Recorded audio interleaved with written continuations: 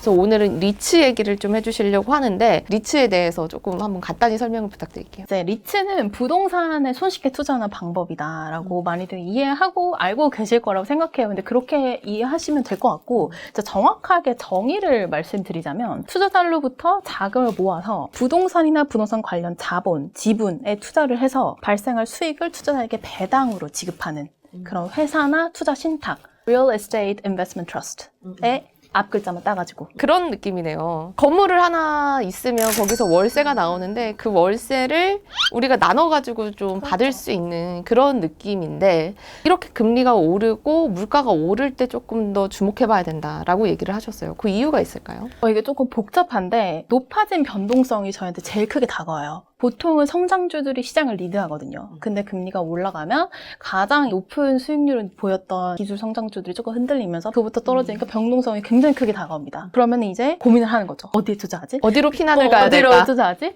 근데 또 인플레이션이래. 근데 인플레이션의 정의는 현금의 가치가 떨어지는 거잖아요. 그렇다고 현금을 들고 있을까? 그건 또 아닌 것 같아. 가치가 떨어지는 현상이 일어난대. 그럼 어떡하지? 라고 고민을 많이 하십니다. 그러니까 상대적으로 이제 변동성이 높지 않은 쪽으로 관심을 많이 가지게 되시죠. 근데 여기서 중요한 거는 금리 인상을 왜 하나요? 물가가 너무 오르니까. 맞아요. 근데 연준이 금리를 올리면 다른 나라들을 다 따라서 올리게 됩니다. 되죠. 물가 때문에. 그러면은 리츠에 대해서 두 가지를 생각을 해보셔야 됩니다. 인플레이션, 그 다음에 금리 인상.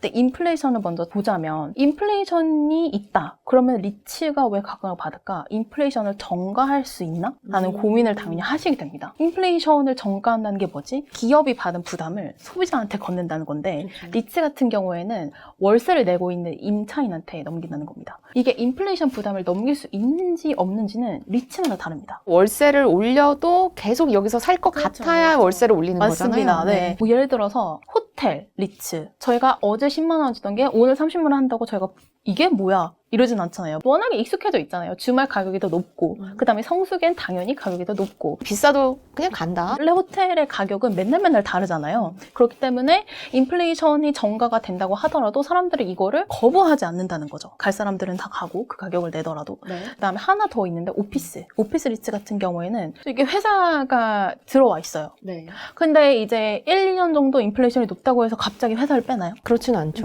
오피스는 그대로 유지를 하죠.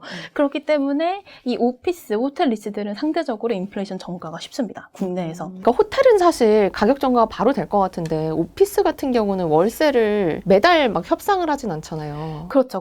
그럼에도 네, 이게 리츠마다 보통의 계약 기간이 있어요. 근데 오피스 같은 경우에는 2년에서 3년 정도가 되는데 이제 물가가 오른다고 해서 한두 달 오르고 말 건 아니고 전년도 대비해서 오래 높을 것이다. 그러니까 사이클이 굉장히 길어요. 그렇기 때문에 상대적으로 오피스 리츠는 인플레이션 전가가 된다라고 보통 판단을 많이 합니다.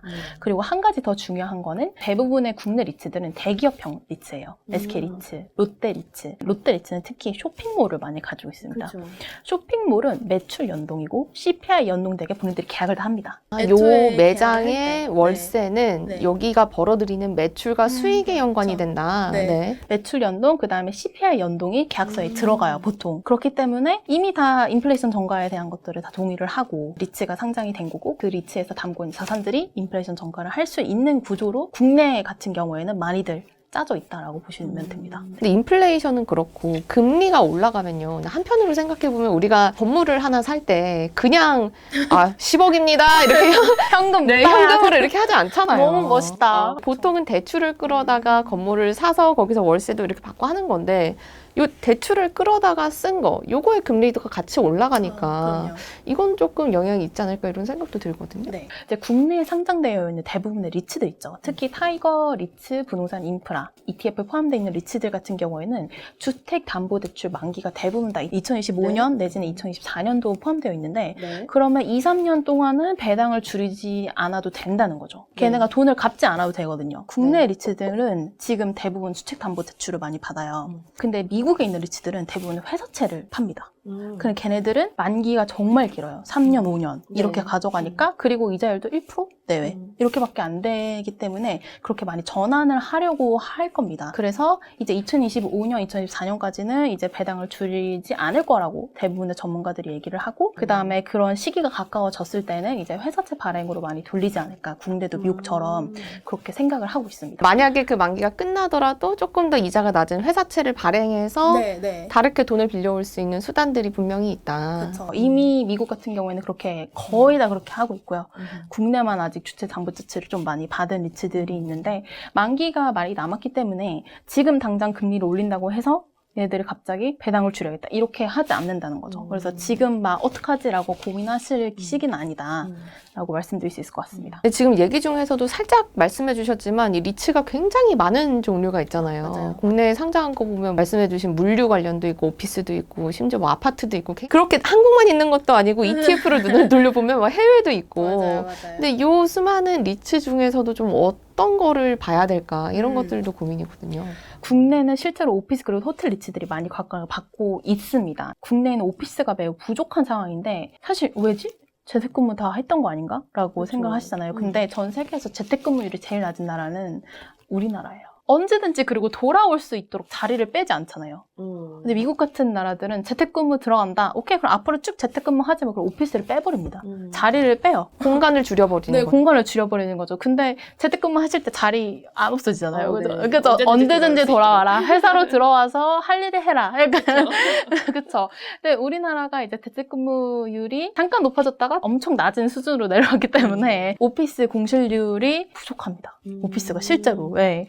그래서 오피스를 많이 갖고 있는 국내 리츠들이 대부분 많은데 생각보다 좋은 거죠. 네. 그리고 이제 호텔 리츠들은 아까 전에 말씀드렸던 이유로 리오프닝 이슈도 있고 그다음에 인플레이션 전가가 굉장히 쉽기 때문에 상당히 좋은 위치에 있다라고 보시면 될 것 같아요. 그래서 그런 두 가지가 있기 때문에 국내 리츠를 좀 말씀을 드리는 편이고 타이거 리츠 부동산 인프라에 다 포함되어 있다라고 보시면 되고 이제 미국 같은 경우에는 데이터 센터랑 물류 창고 비중이 좀 높습니다.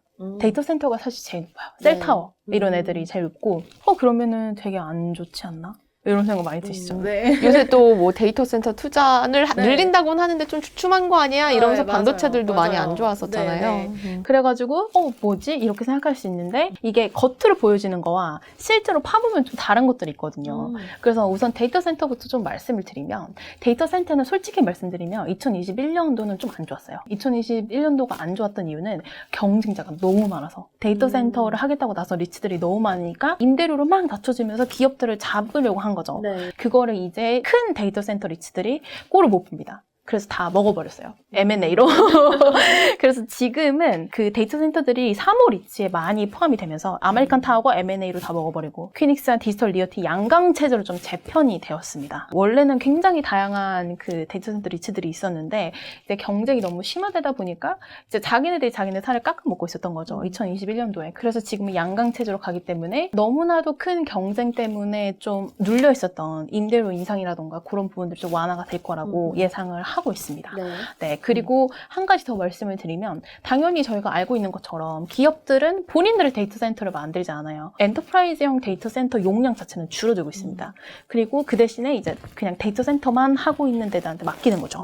네, 그런 트렌드는 여전히 유효하거든요. 미국의 데이터 센터들은 국내에만 영업하지 않습니다. 아프리카로 갑니다. 아프리카로 가고 유럽으로 가고 이제 가서 거기서 이제 영업이익을 만들어내고 있습니다. 매출을 만들어내고 있기 때문에 표면적으로 봤을 때는 문제가 많은 거 아니야? 라고 생각을 할 수 있지만 실질적으로 걔네들이 지금 하고 있는 미래를 준비하고 있는 스텝들을 본다면 정상화되어 가고 있는 가도에 올라타고 있다라고 보시면 될 것 같습니다. 조금 눌려있던 가격들이 올라올 수 있는 시점이 됐다. 네. 그렇게 보시면 좋을 것 같고 그 다음으로는 물류창고, 물류센터. 지금 막 아마존이 흔들리고 있잖아요. 온라인 사람들 많이 안 사고 밖으로 막 가가지고 사고 이러니까 그러면 이커머스 때문에 물류창고가 좋을까라고 생각을 했는데 얘도 안 좋은 거 아니야? 그래서 투자 심리가 좀 많이 꺾여서 올해의 수익률을 본다면 수많은 리츠들 중에서 물류창고가 좀 그렇게 좋지는 않습니다. 네. 투자 심리는 그러는데 사실을 파헤쳐 보면 막상 그렇지는 않은데라는 생각을 드실 수 있어요. 제가 설명을 드릴게요. 우선 제가 공실률을 딱 집어서 말씀을 드리면 물류창고의 공실률은 4.1%입니다. 정말 최저예요. 최저. 2002년부터 2022년까지로 봤을 때 최저. 평균적으로 그 20년 동안 공실률이 7.2%입니다. 근데 지금 4.1%라는 말은 빈대가 없다는 뜻이에요. 숫자로는 이렇게 잡히지만 사실 뭐 잠깐 비어 있거나 이럴 수도 네, 있으니까 네. 그냥 거의 꽉 찼다. 꽉 찼다라고 봐주시는 게 맞고 2021년 3분기 기준 물류센터들의 평균 요구 임대료는 2020년 대비해서 10%나 올랐습니다. 이커머스 때문에 안 좋은 거 아니야 라고 생각들을 많이 하시면 사실 숫자는 괜찮습니다. 생각해보시면 뭐 쇼핑몰을 한다고 쳐요. 되게 좋은 위치에, 그러니까 서울하고 굉장히 가까운 위치에 운영을 치면은 물류창고를 제가 계약을 해놨어요. 근데 임대료를 올린다고 거기는 물건들 다 뺄 건가요? 못 빼죠. 네. 옮기는데 돈이니까. 네, 옮기는데 돈이니까 이게 물류창고를 쉽게 옮기지를 못하는 거예요. 그래서 미국 물류창고 공실률이 이렇게 낮고 임대료 올려줘 라고 얘기하더라도 아 그래 임대료 그냥 올려주자 이렇게 한다. 그 물건을 옮기는 비용이 더 크니까 더 크니까. 거기까지는 올려줄 수 있겠네요. 네. 이 물류창고에 내는 임대료가 그렇게 부담스러운 수준은 아니에요. 총 자기네가 부담해야 되는 비용 중에 제일 부담스러운 건 운송비예요. 그렇죠. 네. 안 그래도 그 비용에서 차지하는 비중이 높거든요. 오히려 렌트비는 차지하는 비중이 10%도 안 돼요.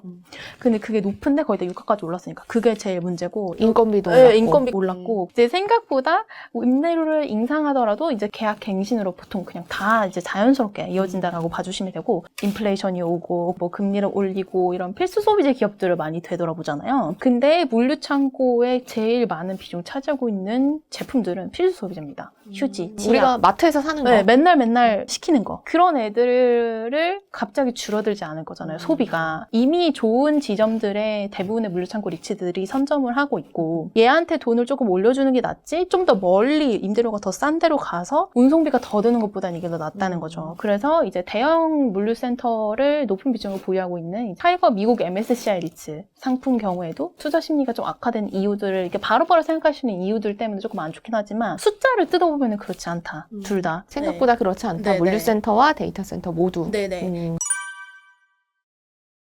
이 리츠를 투자할 때요. 그러니까 우리가 가격 상승도 많이 보긴 하는데 리츠는 약간 월세 받듯이 정말 좀 맞아요. 따박따박 받고 싶다 이런 니즈들도 있거든요. 맞아요. 근데 이거를 ETF로 투자한다라고 하면 어떤가요? 그거 따박따박 나오나요? 들으시면서 느끼셨겠지만 리츠가 정말 다양합니다.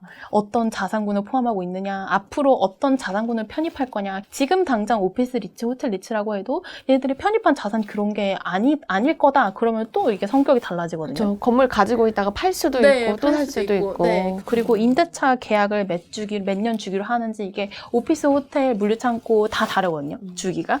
그리고 계약을 어떻게 했는지 이게 물가 연동인지 아닌지 그 매 리츠마다 매번 바뀌기 때문에 굉장히 어렵거든요. 그리고 이제 편입 자산 규모와 신용평가 등급, 부채 비율 등등등 이런 거를 판단하기가 조금 점점 개수가 많아지면서 어려워질 거다. 그렇기 때문에 ETF 자금이 좀 더 늘어나지 않을까라고 전문가분들이 많이 얘기를 하시고요. ETF로 투자하시는 게 이런 고민들을 조금 덜 수 있고 그 대신에 기자님 말씀하신 그런 배당금은 꾸준히 이제 연 4회 분배를 하는 걸로 이제 가지고 있습니다. 지금 타이거 상품의 경우에 그렇다? 네, 그렇습니다. 타이거 상품 같은 경우에는 우선 두 가지 대표적인 리츠 상품이 있는데 아까 전에 말씀드렸던 타이거 리츠 부동산 인프라 ETF 같은 경우에는 연 4회 지급을 하고요. 상장을 2019년도 했기 때문에 2020년도부터 2022년도 5월까지 매 분기마다 언제나 분배금 지급했습니다. 연 몇 퍼센트 정도 나온다라고 보면 되나요? 2020년도에는 연 5.4% 정도라고 보시면 되고 2021년도에는 연 5.3% 그리고 올해도 연초와 5월 달에도 작년과 비슷한 수준으로 분배금이 모두 다 지급이 되었다라고 보시면 될 것 같아요. 미국 같은 경우에는 저희가 상장한 지 좀 됐습니다. 이제 오히려 국내를 조금 더 늦게 했는데 왜 리츠 개수가 부족해가지고 이제 미국 같은 경우에는 2015년부터 2021년까지 연평균 분배율은 한 3% 내외입니다. 더 낫네요, 미국이. 국내 리츠와 미국 리츠의 성격은 굉장히 다릅니다. 국내는 이제 배당에 좀 포커스를 맞춘 리츠들이 많다면 미국 같은 경우에는 이제 리츠를 상장을 해서 돈을 이제 많이 모으잖아요. 그러면은 성장성 있는 자산에 투자합니다. 국내 같은 경우는 리츠 안에 돈이 모인다. 그럼 그거 야 뭐해 나눠줘야지 다 나눠주는데 미국 리츠는 돈이 모였어 좀 나눠주긴 해도 그걸로 또 다른 물건을 사면 주가가 오르니까 좋은 거 아니냐 약간 이런 식의 네네 그런 식의 약간 차이를 가지고 있습니다. 그 각각 종목별로의 배당을 보더라도 그 국내가 조금 더 높은 성향이 있고요. 그건 리츠의 성격 차이에서 오는 거라고 보시면 돼요. 그럼에도 불구하고 언제나 꾸준히 두 개의 리츠 모두 다 3% 그다음에 5% 내외로 분배금을 지급해왔다. 연평균 보시면 됩니다. 알겠습니다. 사실 시장이 흔들리다 보니까 좀 이렇게 다른 대체 자산에 확실히 더 관심이 많아지신다는 생각이 들어요. 그래서 오늘도 김수정 매니저님께서 굉장히 또 다른 대체 자산으로 투자할 수 있는 법에 대해서 설명을 해주셨고요. 네, 오늘 감사합니다. 감사합니다. 네.